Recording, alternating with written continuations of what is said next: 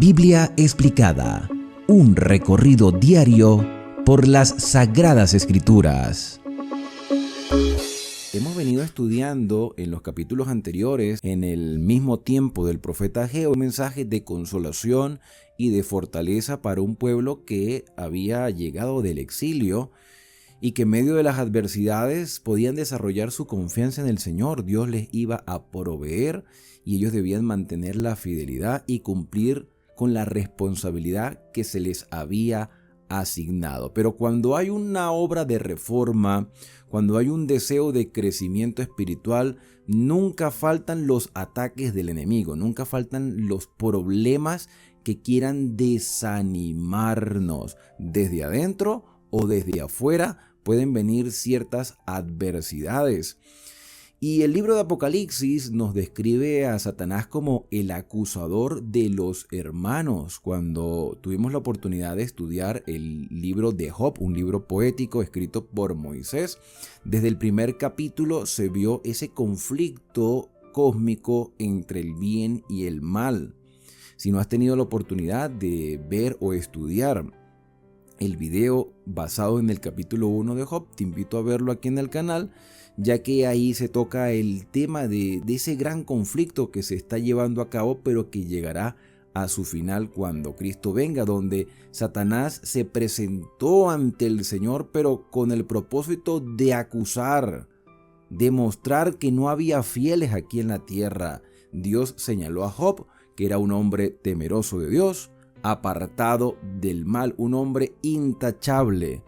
Pero Satanás comenzó a señalarle. Y eso es precisamente lo que nos presenta el capítulo 3 del libro de Zacarías, dentro de un segmento que va hasta el capítulo 6 de 8 visiones. Ya vimos 3 visiones en el capítulo 1 y 2.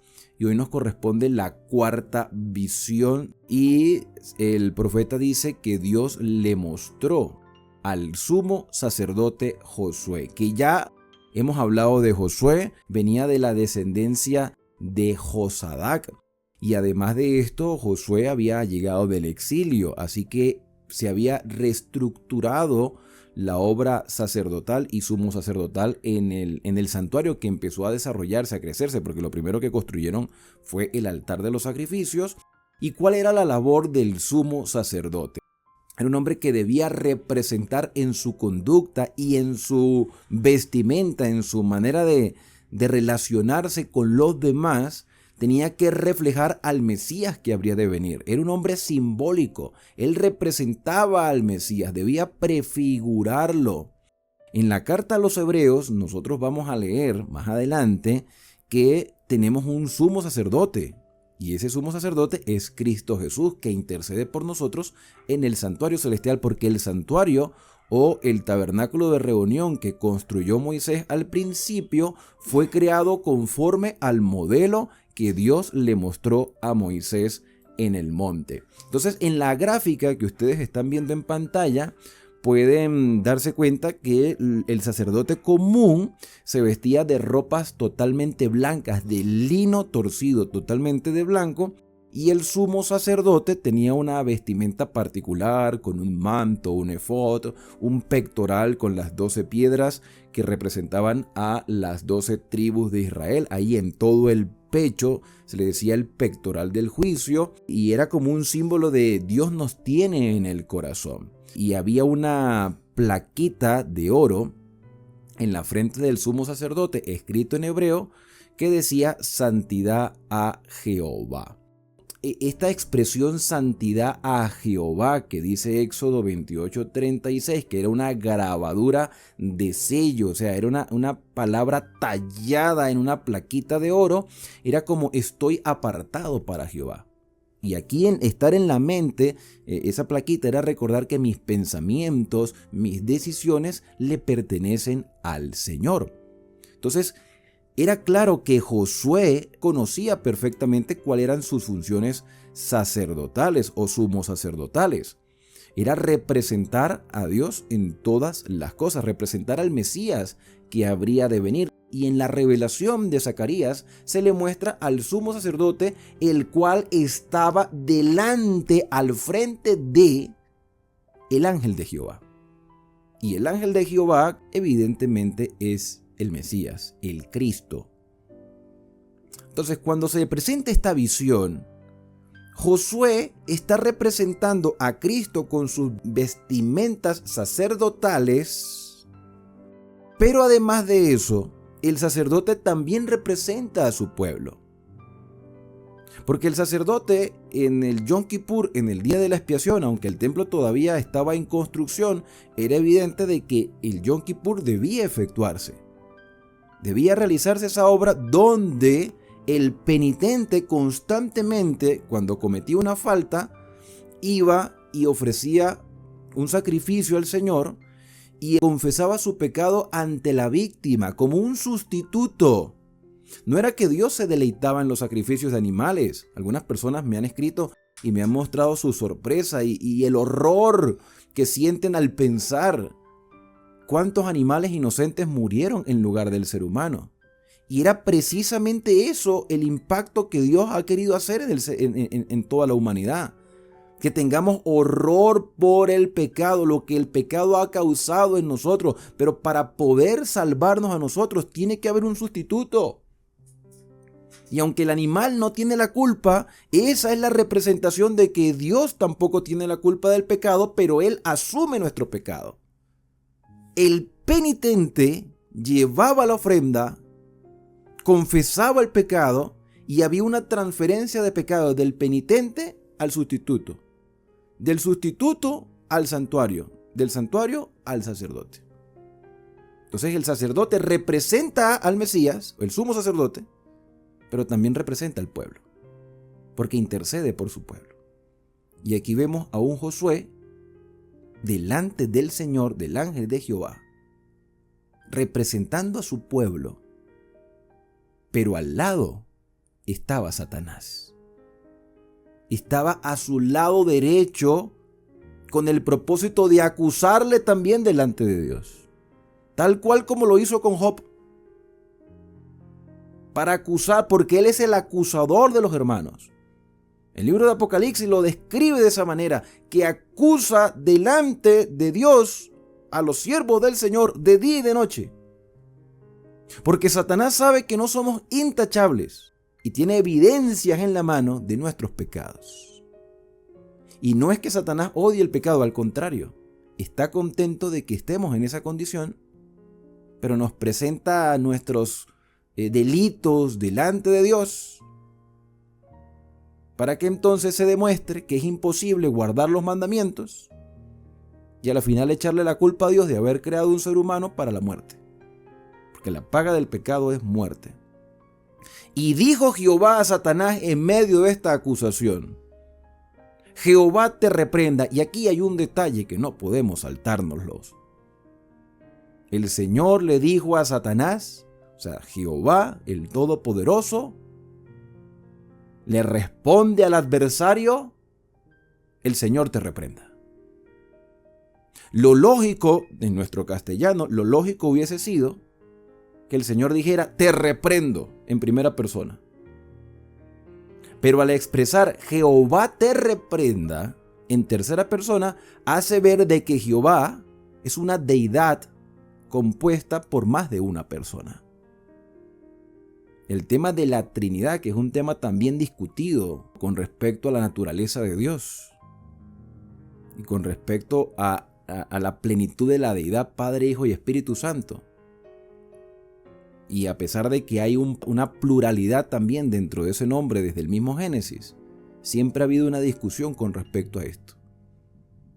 Pero aquí está claro de que el Señor está señalando el nombre también de otra persona dentro de la misma deidad. Porque dice: Jehová te reprenda. ¿Pero quién dijo? Jehová. Jehová dijo a Satanás: Jehová te reprenda.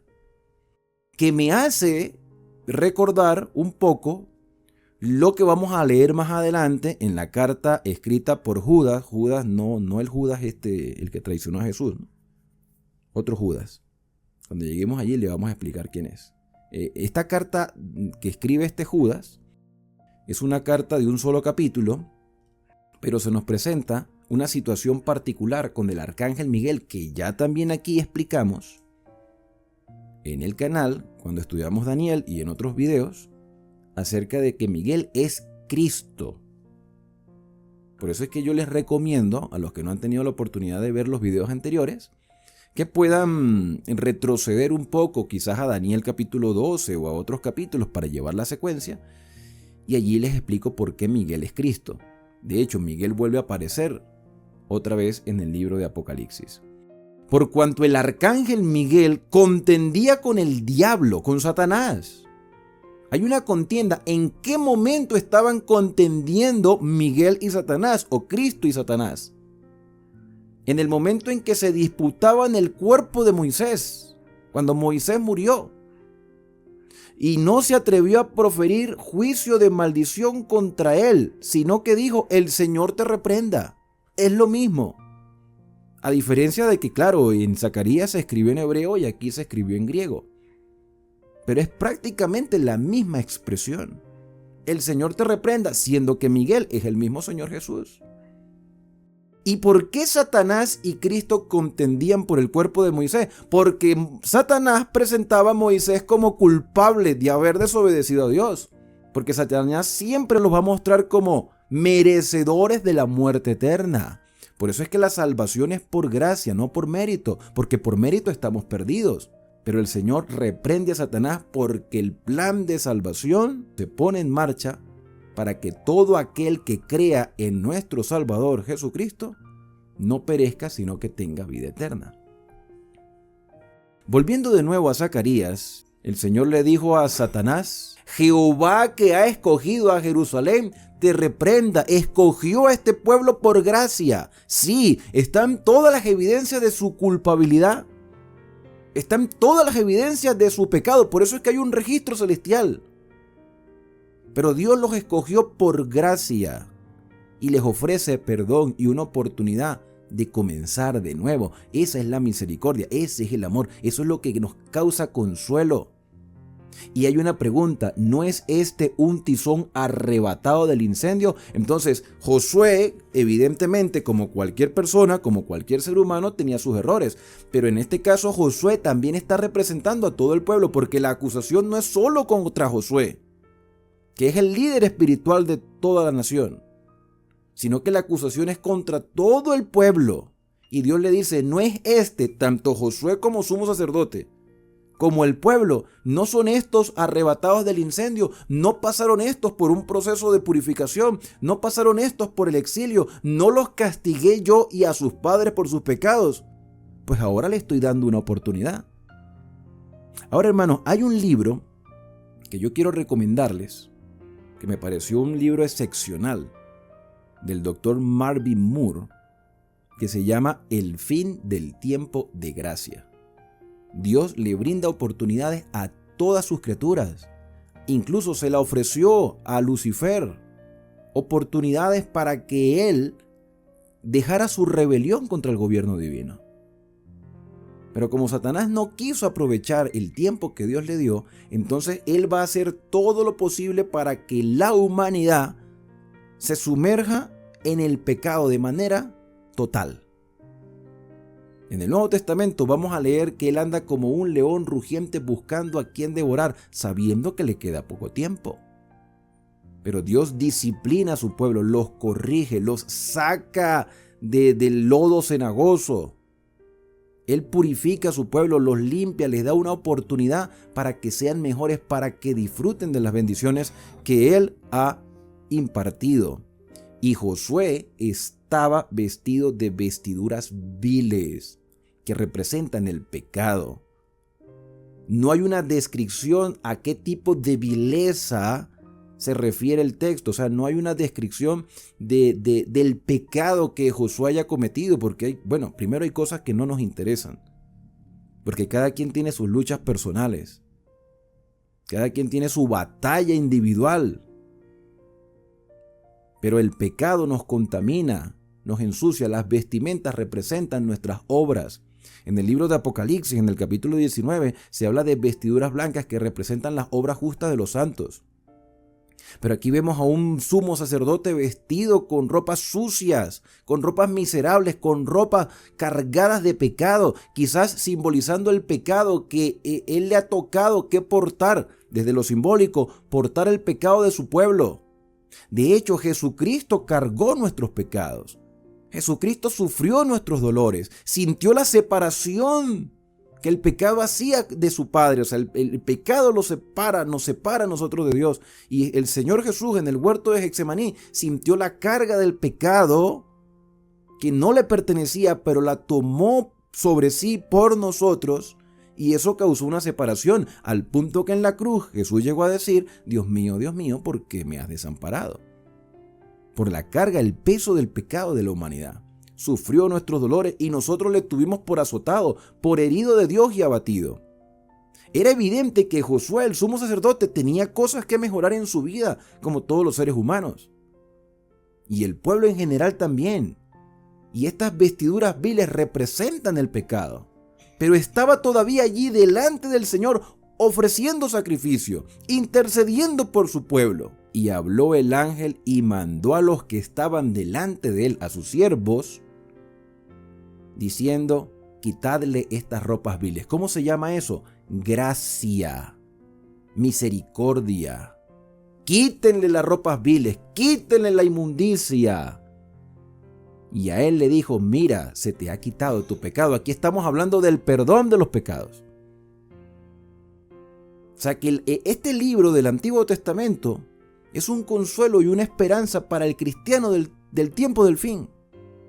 Porque aquí está hablando del perdón de los pecados en el libro de Zacarías, en el Antiguo Testamento, que va unido al Nuevo Testamento, y todo es la verdad presente. Mira que se te ha quitado tu pecado y se te ha hecho vestir de ropas de gala, ropas que no eran tuyas, que yo te las he dado. Eso se llama el manto de justicia de Cristo, la justicia imputada, que no es nuestra justicia, es la justicia de Cristo. Ahora, ¿qué tenemos que hacer nosotros con las vestiduras de gala que se nos han otorgado, que hemos recibido por gracia? Intentar mantenerlas limpias.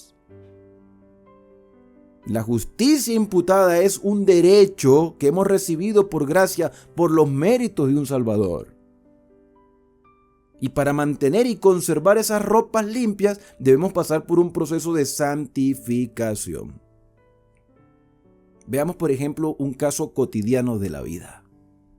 Un niño estrenando sus ropas. Quizás un día de cumpleaños, un día de fiesta, o no sé, un día especial. Sus padres le compraron una ropita para que estuviese bien, para celebrar ese momento especial. Pero niño es niño, tiene una inmadurez todavía. Y es posible que el mismo día la haya roto o la haya ensuciado terriblemente, pero a la final eso es algo material. Cuando uno es adulto, pues trata de tener más cuidado. Quiere decir entonces que tenemos que pasar por una madurez espiritual. Un niño no conoce quizás el valor de las cosas, quizás no la aprecie en su totalidad. Pero a medida que tú y yo vamos madurando en lo espiritual, nuestra ropa espiritual debe intentarse de conservar lo más limpio posible, con nuestras obras, con nuestra obediencia. ¿Quiere decir entonces que me voy a salvar por obras? No, pero las obras son el resultado de esa relación transformadora que tengo con el Señor, son el resultado de esa fe y de ese amor que tengo por el Padre, por lo que Él ha hecho por mí. Aquí hay una manifestación de la gracia divina. Dice el versículo 5, después dijo: pongan mitra limpia sobre su cabeza, y pusieron una mitra limpia sobre su cabeza, y le vistieron las ropas, y el ángel de Jehová estaba en pie, y el ángel de Jehová amonestó a Josué, lo corrigió, lo exhortó, y le dijo: así dice Jehová de los ejércitos. Aquí hay una ordenanza, y esta ordenanza también es para nosotros, que somos los representantes del Señor, porque hemos aceptado por fe la justicia de Cristo, hemos sido revestidos de la justicia divina, y ahora vamos a ser santificados, y nuestras obras son de gran importancia en este sentido. Si anduvieres en mis caminos, si guardares mis ordenanzas, también tú gobernarás mi casa. También guardarás mis atrios, y entre estos que aquí están te daré lugar. ¿Cuál es la orden del Señor? Mira, Josué, tú como representante de tu pueblo, tu pecado y tu vileza se te ha quitado por gracia. Te hemos vestido de gala, de justicia. Conserva esa limpieza espiritual andando en mis caminos, guardando mis ordenanzas. Y vas a mantener la autoridad en mi casa. Guardarás mis atrios, todo se hará correcto, porque sabrás diferenciar entre la verdad y el error. Entre todos estos que están en este lugar, tú serás un modelo y un ejemplo. ¿Tú crees que este mensaje no es para nosotros también el día de hoy? Escucha pues ahora, Josué, sumo sacerdote, tú y tus amigos que se sientan delante de ti, es decir, todos los que están a tu alrededor, que forman parte de tu pueblo, los otros sacerdotes, los otros levitas y el resto de toda la población que están alrededor tuyo, que se sientan delante de ti. Son varones simbólicos, o sea, representan algo. Israel o Judá y los sacerdotes representan en su vida el plan de salvación de Dios. Porque lo han experimentado, porque lo han vivido y lo van a enseñar a otras personas. Son varones que simbolizan algo. Y aquí yo traigo a mi siervo el renuevo. Y a la final, dentro de este contexto histórico, a quienes debían representar ellos era al Mesías. Al Mesías que había de venir. Al verdadero sumo sacerdote. Al que no conoció pecado, pero se hizo pecado por nosotros. Quien llevó nuestras cargas y nuestros dolores. Ustedes son simbólicos y hoy, como cristianos del tiempo del fin, también tenemos una obra que hacer y también representamos a Cristo que retornará. Porque ya vino. Ya pagó el precio del pecado de la humanidad. Murió, resucitó, ascendió. Ya no es un cordero, ahora es el Rey de Reyes, que vendrá o retornará a la tierra en gloria y majestad. Ese es mi siervo, el renuevo, lo renovado, lo nuevo, lo mejor. El Señor viene a ofrecernos algo mejor porque Él es mejor que nosotros. Nosotros somos simbólicos, pero Él es real. La verdadera santidad está en Él. Nosotros todavía estamos pasando por el proceso de santificación. Mi siervo, el renuevo, no es otro que el Mesías. Porque aquí, aquella piedra que puse delante de Josué, ¿a qué hace referencia la piedra? Bueno, aquí puede haber varios simbolismos. Quizás la piedra represente a Zorobabel. Quizás la piedra represente al templo. Quizás la piedra represente al Mesías. Y el hecho es que hay una base sólida. Aquella piedra que puse delante de Josué también puede ser la norma de justicia. También pueden ser los mandamientos del Señor. Sobre esta única piedra hay 7 ojos. Y aquí hay un detalle interesante, una piedra simbólica con 7 ojos. La piedra es solidez, firmeza, seguridad. El hecho de que tenga 7 ojos, esto es un simbolismo. El número 7 habla de la perfección. Y el ojo, la vista, la visión, que puede observar todo lo que está alrededor, habla de la totalidad de lo que Dios puede ver. Desde lo interno, lo externo, todo el Señor no se le escapa nada. De hecho, en el capítulo número 5 del libro de Apocalipsis, vamos a ver a un cordero que tiene 7 ojos y 7 cuernos. Ese cordero evidentemente es Jesús, pero no es que Jesús tenga 7 ojos. Es que está hablando de que es omnisapiente. Todo lo sabe, todo lo conoce. Entonces, el fundamento del Señor está en todo el universo. Y nosotros somos testigos de lo que Dios ha hecho. Y Dios es testigo de la manera como estamos respondiendo. Y el universo entero es testigo de nuestra actitud ante las ordenanzas del Señor. Cuando se habla de la piedra que tiene 7 ojos, puede estar representando a Cristo o a su palabra, o a sus representantes que dan un testimonio en todo lugar y que pueden observar la reacción de todos aquellos que escuchan ese testimonio. Y aquí yo grabaré su escultura, dice Jehová de los ejércitos, y quitaré el pecado de la tierra en un día. Y aquí nos transporta hacia los eventos del fin. El Señor puede limpiar la tierra. De hecho, cuando Él hizo su sacrificio en la cruz, en un día pagó el precio del pecado de toda la humanidad. Eso es un mensaje que hoy debe fortalecer nuestra fe y llenarnos de esperanza.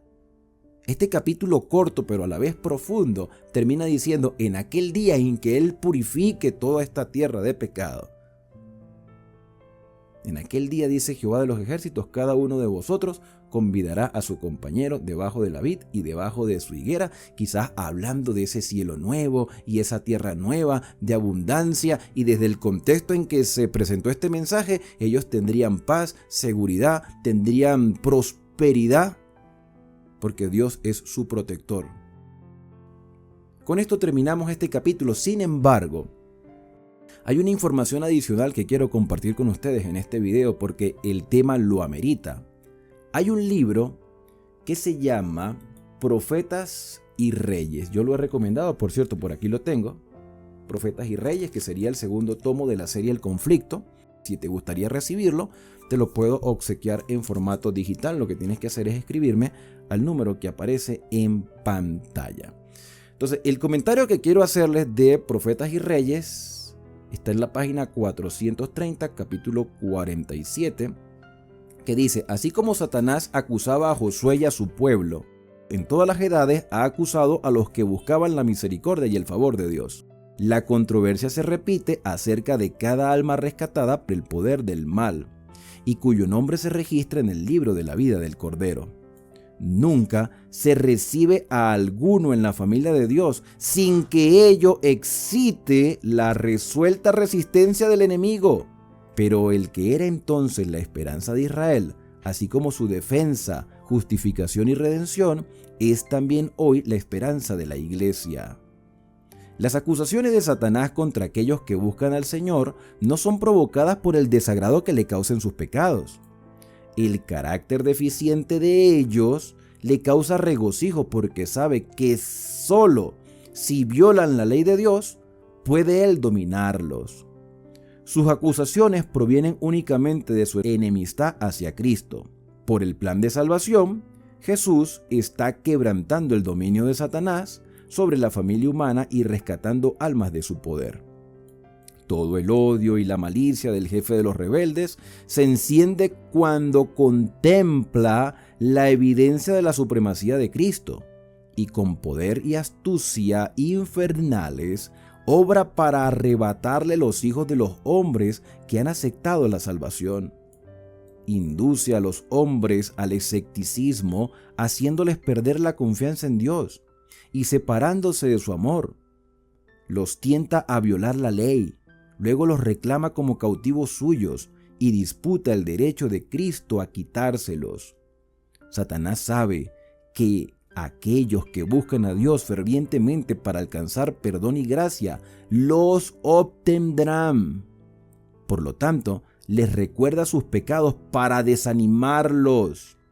Constantemente busca motivos de quejas contra los que procuran obedecer a Dios.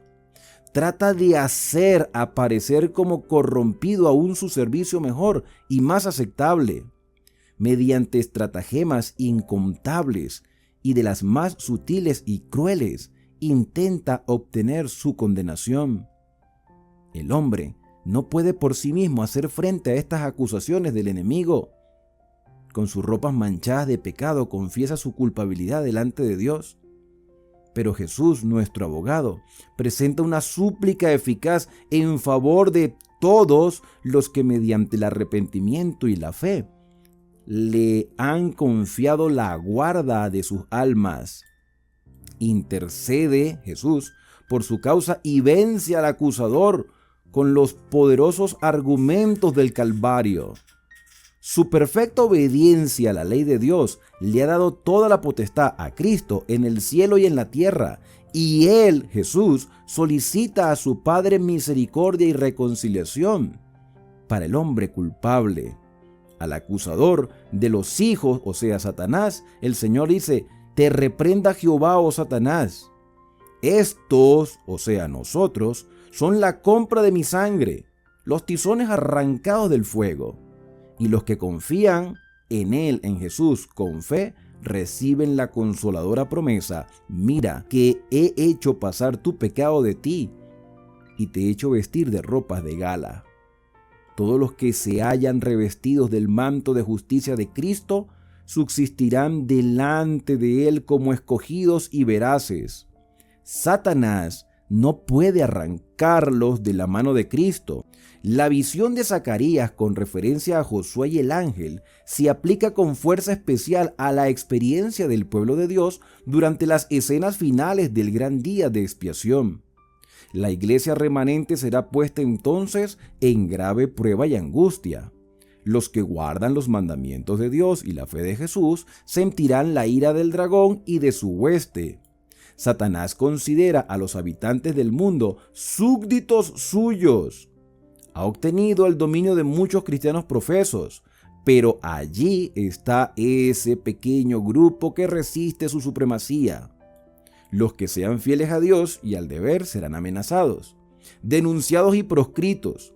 Serán traicionados por padres, hermanos y parientes, amigos. Lucas 21:16. Su única esperanza se cifrará en la misericordia de Dios. Su única defensa será la oración. Como Josué intercedía delante del ángel, la iglesia remanente con corazón quebrantado y ardorosa fe suplicará perdón y liberación por medio de Jesús, su abogado. Sus miembros serán completamente conscientes del carácter pecaminoso de sus vidas. Verán su debilidad e indignidad, y mientras se miren a sí mismos, estarán por desesperar. El tentador estará listo para acusarlos, como estaba listo para resistir a Josué. Señalará sus vestiduras sucias, su carácter deficiente, presentará su debilidad e insensatez, su pecado de ingratitud, cuán poco semejantes a Cristo son, lo cual ha deshonrado a su Redentor. Satanás se esforzará por espantar a las almas con el pensamiento de que su caso es desesperado y que nunca se podrán lavar de la mancha de su contaminación. Él espera destruir de tal manera su fe que se entreguen a sus tentaciones y se desvíen de su fidelidad a Dios. Satanás tiene un conocimiento exacto de los pecados que por sus tentaciones ha hecho cometer a los hijos de Dios e insiste en sus acusaciones contra ellos. Declara que por sus pecados han perdido el derecho de la protección divina y reclama el derecho de destruirlos. Los declara tan merecedores como él mismo de ser excluidos del favor de Dios. Sin embargo, aunque los seguidores de Cristo han pecado, no se han entregado al dominio de los agentes satánicos. Se han arrepentido de sus pecados, han buscado al Señor con humildad y contrición, y el abogado divino intercede en su favor. Y el que más fue ultrajado por su ingratitud, el que conoce sus pecados y también su arrepentimiento, declara: Jehová te reprenda, Satanás. Yo di mi vida por estas almas. Sus nombres están esculpidos en las palmas de mis manos. Pueden tener imperfecciones de carácter, pueden haber fracasado en sus esfuerzos, pero se han arrepentido y las he perdonado y las he aceptado. O sea, el Señor nos perdonó y nos aceptó, y aunque el capítulo todavía no termina, hay muchas otras enseñanzas, los voy a dejar hasta aquí para que ustedes después hagan su lectura personal de este capítulo. ¿Qué te ha parecido este estudio de Zacarías capítulo 3? ¿Sientes que has perdido la gracia del Señor? Pues no, la gracia todavía está a nuestro alcance, porque mientras hay vida, hay esperanza. Que Dios te bendiga y te guarde, que haga resplandecer Dios su rostro sobre ti y que tenga de ti misericordia. Que el Señor alce sobre ti su rostro y ponga en ti paz. Nos vemos en un próximo video.